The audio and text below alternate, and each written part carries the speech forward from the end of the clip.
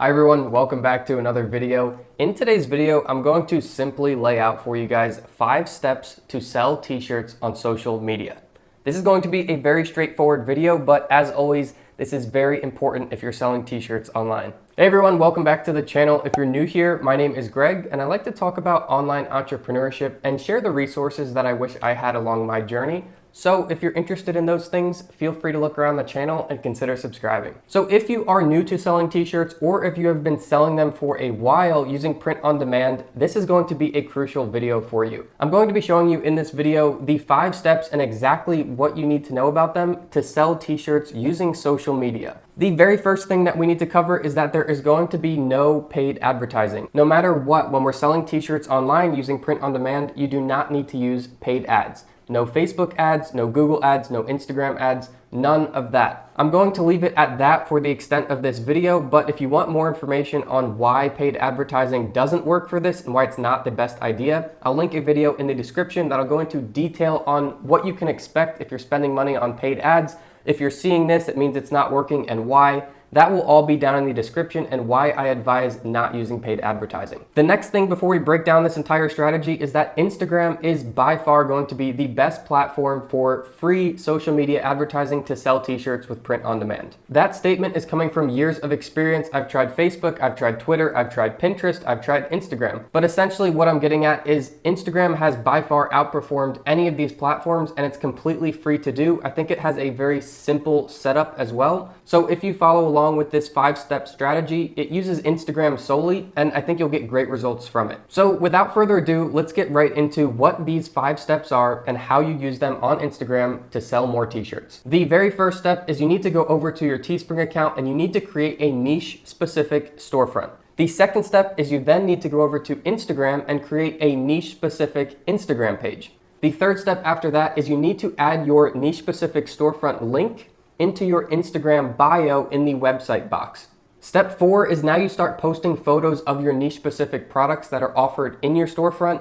And very importantly is you need to be posting model photos of them wearing your designs. And step number 5, this is to be using niche specific hashtags on your posts on your Instagram page. That is the overview of this entire strategy for selling t-shirts on Instagram. Now, as we get through this video, I'm going to break down each one of these steps and kind of go through the fail points of where people typically have questions, where they kind of make the wrong decisions, so I can keep you on the right strategy. And I'm going to go over basically all the common questions that people have. So a couple big things before we start breaking down each one of these steps. The first big point is that this is only for Teespring.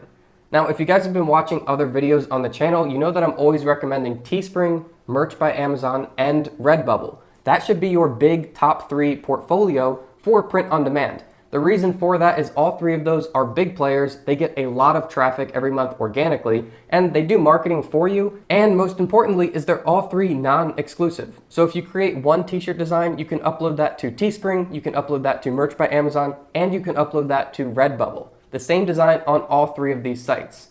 Now, getting back to this, the strategy that I'm outlining for you here is only applicable to Teespring. The reason for that is on Teespring, you have to get a few of your own sales, and that's when they start recognizing your account and they start doing marketing for you. Over on Merch by Amazon and Redbubble, they don't have a trust score. They just have basically the more sales that you make, the more uploads you can upload.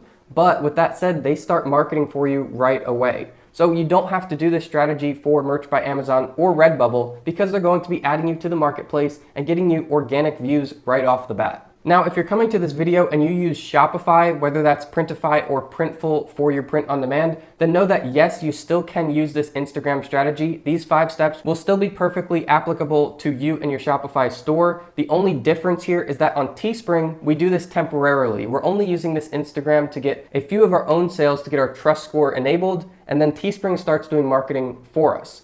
Now, if you're using Shopify, whether that's Printful or Printify, they don't do any marketing for you. Whether you get a few sales yourself, they won't start doing marketing for you. So if you're using one of those on Shopify, just know that if this is going to be your way of getting traffic and getting sales on t-shirts using Instagram, you will have to do this strategy kind of forever, perpetually, as long as you want to get traffic to your store. Again, comparing that to Teespring, we just do this in the beginning because once we get a few of those sales, Teespring starts marketing and bringing organic traffic to our store for us. So lastly, just to make sure we are all on the same page, just know that this strategy on Instagram for Teespring is just temporary? This is a huge question that I get all the time, so I want to make sure I'm reiterating it before we get into the actual steps here. And that's that you only have to do this strategy on Teespring. The whole goal of it is just to get 2 to 10 sales on your account, then your trust score is enabled, and then Teespring essentially takes over. Now, if you want to continue doing this into the future for your Teespring store, you can keep doing it, and it's just going to bring additional traffic to your Teespring storefront, but you definitely do not need to. So if you have any questions about that, please ask me, but just know that you only need to do this in the beginning on Teespring, and then they take over afterwards. So now let's get into the 5 steps here and start to break down each one of these so you guys can follow along. Starting with number 1, the first thing we need to do is on Teespring, we need to create a niche specific storefront. Now I'm going to link to a very important video down in the description that shows on the computer how to do all of this click by click. But essentially, I'll give you the overview right here, and that is that you can go create a new storefront on Teespring completely for free. You can actually create as many storefronts on Teespring as you'd like, and it's all completely free. They don't charge you for anything. Whether you are creating designs and adding them directly to a storefront, or if you're going in after the fact, you already have designs on your account, and you create a new storefront, all you have to do is click the edit button on the storefront and then go to products,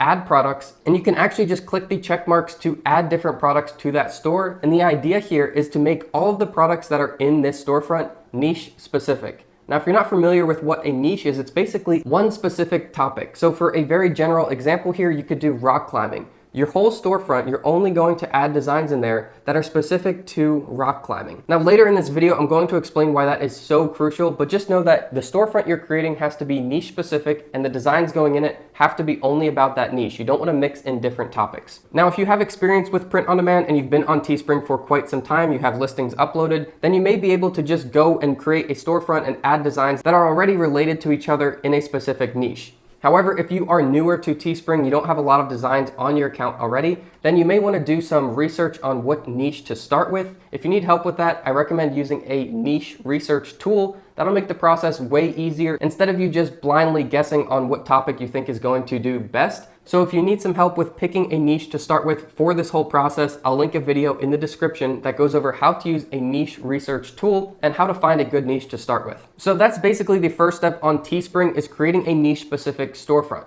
Step number 2 brings us over to Instagram. So now we go over to Instagram and create a new Instagram account. Now, just so you know, you are going to need a new email address for this. Every Instagram account that you create requires a new email. So if you have a second one already that you don't really use often, or just a second one that you can use to sign up, it's basically just going to be your login information. And you can change this at any time. So if you don't have one, you can create a new email account. If you already have one you can use, just use that to sign up for this new one. But once you're past the email and you're signing up on Instagram, keep in mind that you want the username for this Instagram page to be similar to the name over on your niche storefront on Teespring. The reason for this is because this Instagram page that you're creating is going to be specifically for that niche storefront. Now, if the username is not exactly the storefront, but it's something very similar, you can get creative with it over on Instagram. So don't worry and don't sweat it if it's not exactly the same name as your niche storefront on Teespring. Now, as you're going through this setup as well, just know that a personal Instagram page is completely fine. You do not have to opt for the business page. Now, you can go with a business page, and I'll explain later in this video when that will be applicable. But just know that if you do go with a business page, not that much changes. You just get more analytics to see who your viewers are, and it's completely free. There's never a cost to it. Just as another quick reminder, there is a video linked in the description that goes through this on the computer and on the phone for Instagram. So if you need help setting up these accounts and seeing where these boxes are that I'm talking about and buttons to click, it's all in that video, so you can open that in another tab, and that should help you step by step. So number 3, once we have the storefront made on Teespring, which was step 1, and we have the Instagram page made for that storefront, which was step 2, now we have step 3, which is we need to go back to Teespring and we need to copy the website address of our storefront. The way you do this is you click View Store from where you're editing it. It'll bring you to the storefront where you can actually view it, and you just go up to the website address and you copy the website name. This is the URL. You just copy it right from the top, and then you go over to your Instagram page, you go to Edit Profile, and in your bio you will see a box that says website name, and you just paste it right there. Then click Save, and then when you go back and you're looking at your Instagram profile, you see that you have a clickable link that goes straight to your storefront. Now keep in mind, if you're new to Instagram, this is the only link that you can put on your entire Instagram profile that's clickable. Anytime you put a link in a post, when you're creating a new post and you put a link in it, it's not going to be actually clickable. It won't be a hot link. it's actually going to be a link where it just shows the address and no one can do anything with it. It's actually pointless to put links in descriptions on posts on Instagram because no one can do anything with it and you can't even copy and paste it into their address. So they're rendered useless. And that is exactly why we use the niche storefront over on Teespring, because we only have one link that someone can click from Instagram. So this brings us right into step number 4, and this is creating posts on our Instagram account. So we've done step number 1, creating our niche specific storefront. Step number 2, creating our niche specific Instagram page. Step number 3, going back over to Teespring, taking that link to the storefront and putting it on our niche specific Instagram page. Now it's step number 4. This is a really big step and I want to take a minute to make sure we talk about it properly. This is creating the content that goes on your Instagram page. Now there's 2 main types of content that I recommend you do. There's a third one as well, but for the purposes of this video, I want to keep it down to the 2 really big ones. The first one is taking screenshots or downloading the images that are the actual mock-ups of your shirt from Teespring and posting that on your Instagram page. By doing this, you are showing people exactly without question what you offer and what your page is about. This is a good thing to have, but you want to make sure that you're mixing it in with something else. That something else is model photos of models wearing your designs on t-shirts. This is a huge part, and I think this takes social media to the next level and really makes sure that these 5 steps actually work. Now what this is using a website like Placeit.net. I'll put a link down in the description that goes into a video on how to do this step by step. But by using a site like Placeit.net, all you have to do is upload your designs and then it'll show you a ton of different models. I think they have over 30,000 different mockups you can choose from. And basically their software puts your design onto models and you can choose which ones you want and you can just download them and upload them to your social media. Now right now I'm just gonna tell you the idea behind this and why it's so important, but like I just said, there's a video down in the description that goes through step by step how to use Placeit, how to upload your designs, and the whole 9 yards. But the reason that it's so important to be posting photos of models wearing your designs is because we have to remember why people are on social media in the first place. Everyone who's going on social media is on there for entertainment. It is extremely rare that someone's going on social media looking to buy something. People advertise and post photos of products to try to get sales because it's very easy by using social media for us as sellers to target people who we know are interested and typically are buying things in a certain topic or niche. With that said, all those people that are on social media are on there for entertainment and we have to keep that in mind. By just posting the photo of the shirt straight from Teespring, it's going to show people exactly what we offer, and that's great. However, there's this whole section over here where we're posting the photo of models wearing the shirts, and what this is going to do is for all the people browsing through Instagram, it stops them and it creates an emotion. It evokes a feeling in them, and that is why they're on Instagram in the first place. It shows them a person who they're going to relate to. They're going to look at their eyes, they're going to see someone. This creates a feeling. And then the background of that person, and the shirt that they're wearing, and what's on it. This is the most clever way to sell t-shirts online because it looks like it's a standard Instagram post. It's on there for their entertainment. And once they read the caption on your post, they see that they can buy that shirt too. Then they click on your profile, they go over to your profile, and as they're browsing through that, they see all your standard posts as well, showing, hey, we sell shirts. These are the kind of shirts. They look at your bio and they see a link directly to your Teespring storefront. That is kind of the flow of bringing people in, but as you can see, the listing photos from Teespring are good for showing people what we do, but the mock-up photos are great for bringing people who are just generally browsing Instagram over to our Instagram page to see what we offer. So once we've done all of these steps, we are literally on the last step of this entire process, and what this is using niche-specific hashtags on your Instagram posts. So what's cool about Instagram and the way that we can target the proper people like we were talking about in the last step is when you create a post on Instagram, whether that's a standard post of your shirt or a model mock-up photo, you are allowed to put up to 30 hashtags on that post. Now essentially what this is the pound symbol on the keyboard followed by a word or a phrase with no spaces in it. Now like I mentioned before, the video that's down in the description will walk through all of this and even show you how to find the right hashtags for your niche. But generally, so you know, what this is you're creating your post on the Instagram page and then you can put 30 hashtags about the niche. Not about t-shirts, not about print on demand, not about custom printed t-shirts, none of that. That's going to target those people. We don't want to target ourselves. We want to target the people in our niche. So for example, if we were making rock climbing designs, we would put rock climbing and then search rock climbing tags like you'll see in the other video in the description and find all the suggested ones, the ones that are popular, that actual rock climbers are using on their posts. And that way, by putting those 30 hashtags about the niche in each one of our posts, Instagram now knows, hey, this post is about these things. So all the rock climbers that are used to using those things or searching those things, Instagram is going to show our post to them completely for free as they're browsing through Instagram. Now, the way that this whole strategy comes together is when we post a photo on our page of someone wearing a rock climbing design that we created the mock-up from Placeit, we put rock climbing hashtags in that post. Instagram is now going to show that to people interested in rock climbing. As they're scrolling through, they see someone wearing a cool rock climbing shirt, they click on that, and it goes through the whole flow. Back to our profile, they see what we offer, they click on our storefront. Now we just got completely free, targeted traffic from Instagram doing all the heavy lifting, us posting for free, us using completely free hashtags that are relevant to who we're targeting, bringing them over to our Teespring storefront. So those are the full 5 steps, and all you have to do is basically rinse and repeat those. But I have a couple bonuses for you guys to make this extremely easy. These are things that I personally use, and the first bonus is this. When you are creating these posts on Instagram, you only want to be creating about 1 per day. Maybe if you can do 1 every 2 days, that is fine. You don't want to do 5 or 10 posts per day on Instagram, especially on a brand new account.